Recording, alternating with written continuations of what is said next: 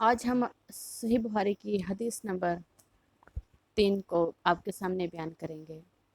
یہ رسول اللہ صلی اللہ علیہ وسلم کا وحی کا ابتدائی دور تھا۔ سچے اور پاکیزہ خوابوں سے شروع ہوا۔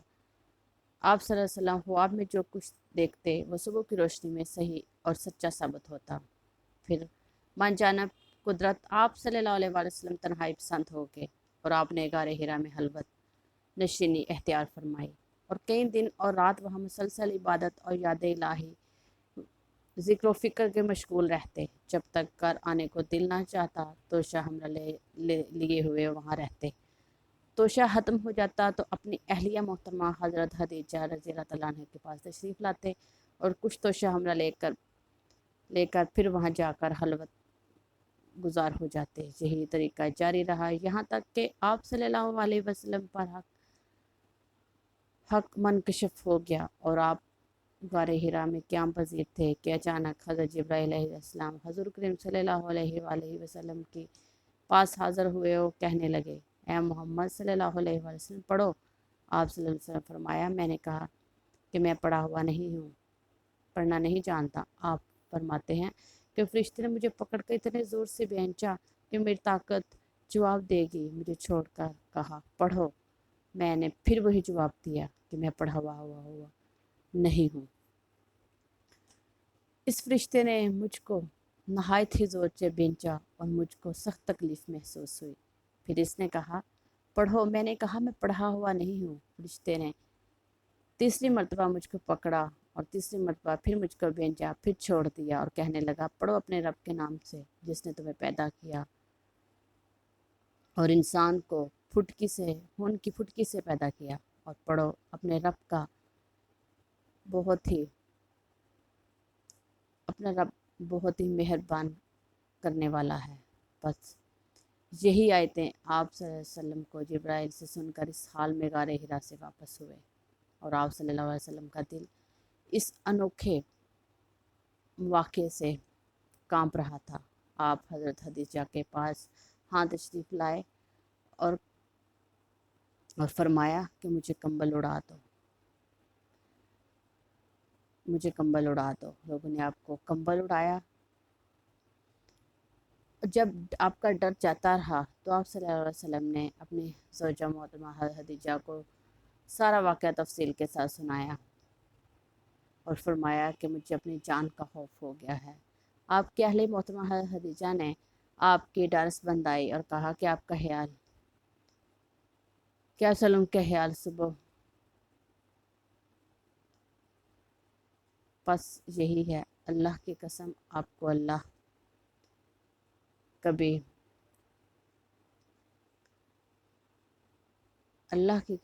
کو کبھی رسوا نہیں کرے گا اور آپ تو علاقے فاضلہ کے مالک ہیں۔ آپ صلی اللہ علیہ وسلم تو بے قصوں کے رکھوالے ہیں اور بے قصوں کا بوجھ اپنے سر اٹھانے والے ہیں۔ مفلسوں کے لیے آپ کماتے ہیں، مہمان نوازی میں آپ بے مثال ہیں اور مشکل وقت میں آپ امر حق کا ساکھ دینے والے ہیں۔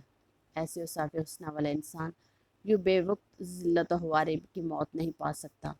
پھر مزید تسلی کے لیے حضرت خدیجہ رضی اللہ تعالیٰ عنہ نے ورقہ بن نوفل کے پاس لے گئی اور جو ان کے چچا زاد بھائی تھے اور زمانہ جاہلیت میں عبرانی مذہب اختیار کر چکے تھے اور عبرانی زبان کے کاتب تھے، چنانچہ انجیل کو بھی حسب منشا خداوندی عبرانی زبان میں لکھا کرتے تھے۔ انجیل سریانی زبان میں نازل ہوئی تھی تو اس کا ترجمہ عبرانی زبان میں ہوا تھا۔ ورقہ بن نوفل اس کو لکھتے تھے۔ وہ بہت بوڑھے ہو چکے تھے، یہاں تک کہ ان کی بنائی بھی جواب دے گئی تھی۔ حضرت خدیجہ رضی اللہ تعالیٰ عنہ نے ان کے سامنے جا کے سارے حالات بیان کیے۔ ہم چچا زاد بھائی سے کہا اپنے بھتیجے کی کہانی، ان کی کیفیت، ان کی زبانی سن لیجئے۔ بولے، اے بھتیجے، جب تک تم بتاؤ کیا دیکھا ہے اس کی تفصیل۔ چنانچہ آپ صلی اللہ علیہ وسلم نے اول تاخر بیان فرما دی، جسے سن کر ورقہ بہتیار بول اٹھے، یہ تو وہی نامصحف فرشتہ ہے جو حضرت موسیٰ علیہ السلام پر وحی لے کر آیا تھا۔ کاش میں اس عہد نبوت کے شروع ہونے تک زندہ ہوتا، کاش میں اس وقت تک زندہ رہتا اور نوجوان ہوتا جب تک آپ کی قوم آپ کو اپنے آپ کے شہر سے نکال دے گی۔ آپ صلی اللہ علیہ وآلہ وسلم نے یہ سن کر پوچھا، کیا مجھے نکال دیں گے حالانکہ میں تو ان میں سے صادق امین مقبول ہوں؟ ورقہ بولا، ہاں یہ سب کچھ سچ ہے، مگر جو شخص بھی آپ کی طرح ہمارے حق لے کر آئے لوگ اس کے دشمن ہو گئے۔ اگر مجھے آپ کی نبوت کا وہ زمانہ مل جائے تو میں آپ کی پوری مدد کروں گا۔ مگر ورقہ بن نوفل کچھ دنوں کے بعد انتقال کر گئے اور پھر کچھ عرصہ تک وہی قیامت موقوف رہی۔ یہ صحیح بخاری کی حدیث نمبر 3 ہے جس کو میں نے آپ کو بیان کیا ہے۔